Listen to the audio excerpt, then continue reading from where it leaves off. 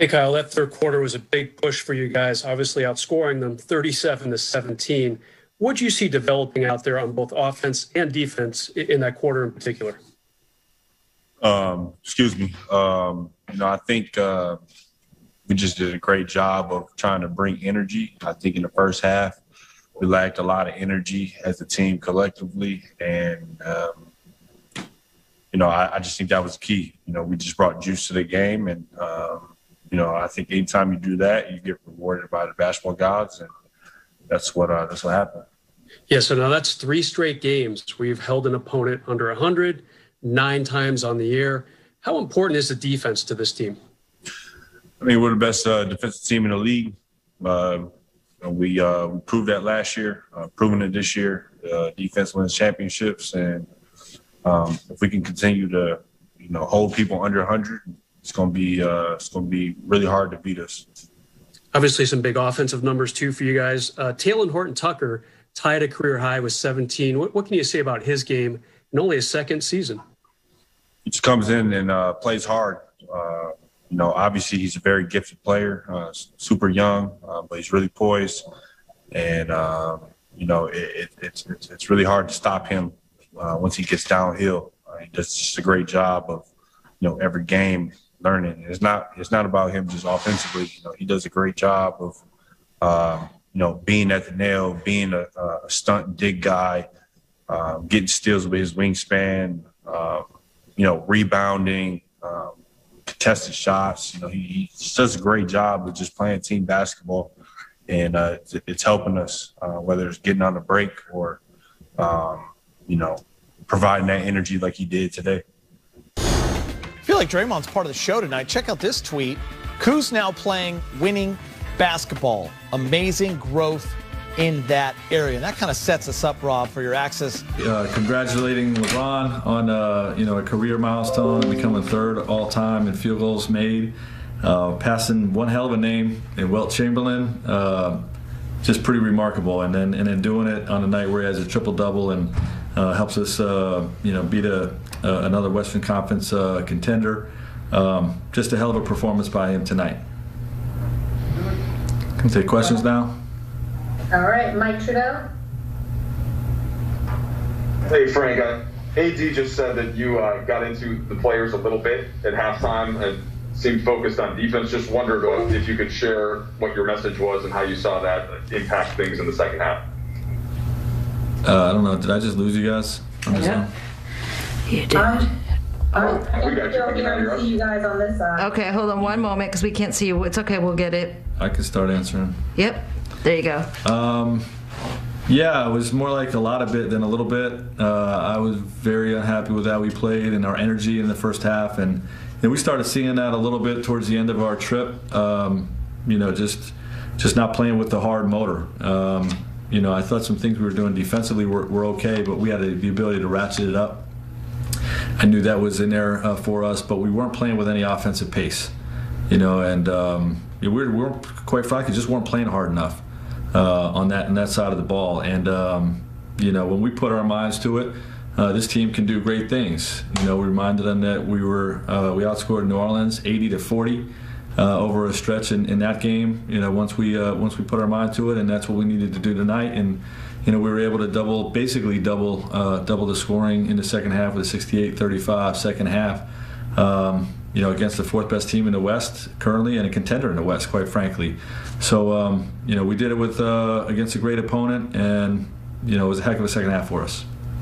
Yeah, Frank, you had 40 points in the paint in the second half. How much of that is connected with defense and running and transition and just the whole product versus guys, THD, LeBron, et cetera, just getting to the rim when they wanted? A little both, but the pace, right? The pace is when we're at our best, and the defensive energy creates the pace on the offensive side of the ball, and they both work together. And when we're able to get out, and we had 25 fast break points, so that's where a lot of the points in the paint came. But we were just aggressive in a serve attacking the rim. Okay. Frank, you opened up your post-game remarks to us with a statement about LeBron's accomplishments, which isn't something you normally do.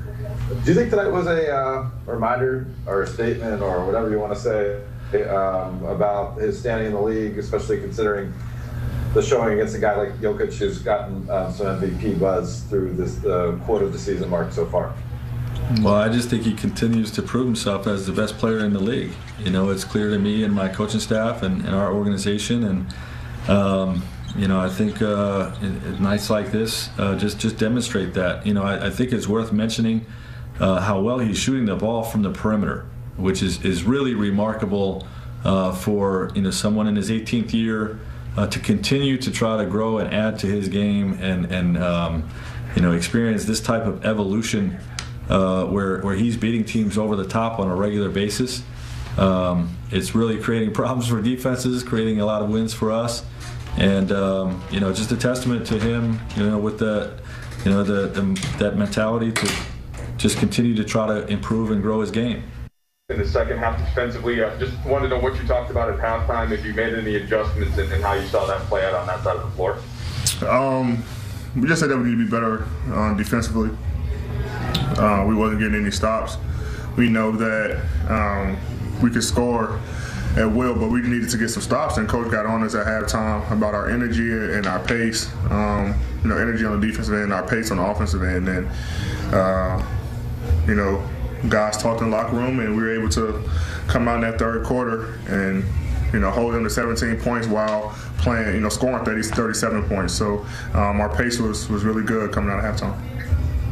Eddie, what did you see from Schroeder? And I know we can focus in part on that play where he hit the floor twice with the dive, but just on both sides of the floor, what did you see from Dennis tonight? He made some big shots. He made some big plays. I think it started with the hustle play. Gave everybody energy back up. He hit 2 big-time threes. Could have been 3. You know, bad pass to him in the corner, went out of bounds. He was wide open, but you know, he's making big plays for us. He's picking up 94 feet. He's everywhere. His hands are on the ball. You know, he's finding the right guys on the offensive end. So he's doing everything for us.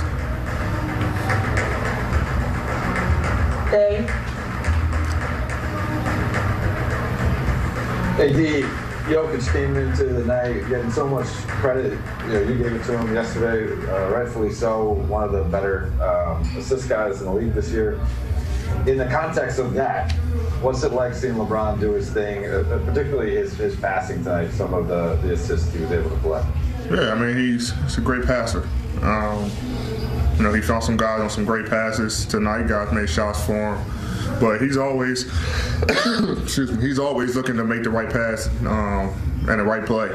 And, you know, if guys want to double team him, he's going to find the right guy. And if not, then he's going to score the basketball. So he made some good passes tonight, which he does every night. And, you know, tonight we were able to knock down shots for him. Bill? How much credit do you give Kalen in that run you guys had to get in the third and early in the fourth? And then, as a second to that, how has he earned the trust of this really veteran team? Yeah, man, a lot of credit goes to him. I mean, he came in doing good things defensively, scoring the basketball on the offensive end, making the right plays, and you know, we trust him. I know he's young, but he wants to be, you know, in a game when it's crunch time. We can throw him at throw him in a game at any point, and he's going to make plays for us. You know, he's a young player who wants to learn, who wants to get better, and I think the only way you can do that is with experience. And you know, he goes in, he's not afraid of anyone, heart of a lion. You know, he was on the championship team last year, so he know what it takes, and I think it was good for him just to be around, even though he didn't get that much playing time last year, but just being around it and knowing, being around, you know, all the veterans and all the guys, he knows what we expect from him, and he comes and bring it every single night. Dan? Hey, Dave, when you say you guys talked at halftime and Frank got after you a little bit, is it how calm the talk is that? Is it were guys pretty frustrated, or was it kind of a calm and confident sort of locker room? No, coach jumped on us a little bit. Like I said, about our energy.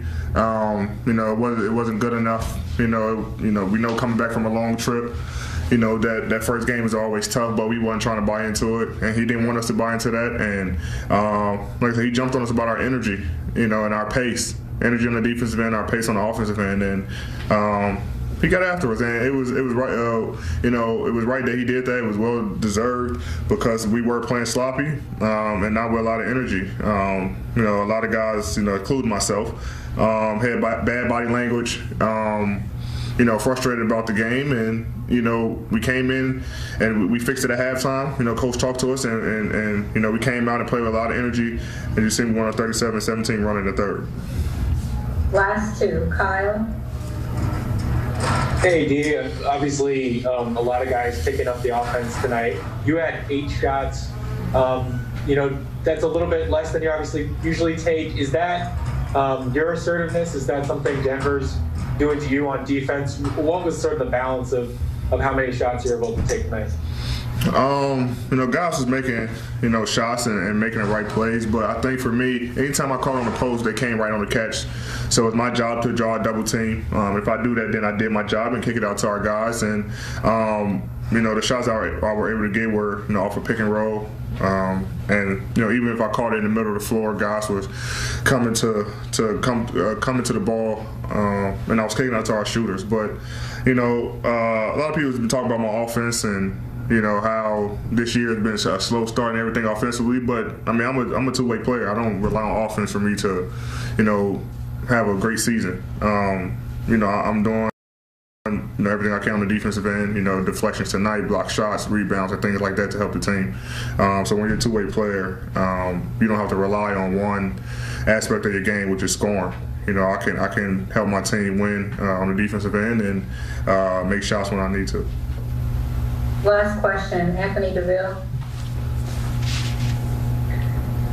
Hey, D. Coming into a game like tonight against the Nuggets team facing the Western Conference Finals last year, do you look at stuff like the rankings, how they change back and forth? You know, you guys are up at 1, and then another day you guys might not be in the first. Does that give you guys kind of like pulling some more material coming into a regular season game against the team you faced in the West Finals?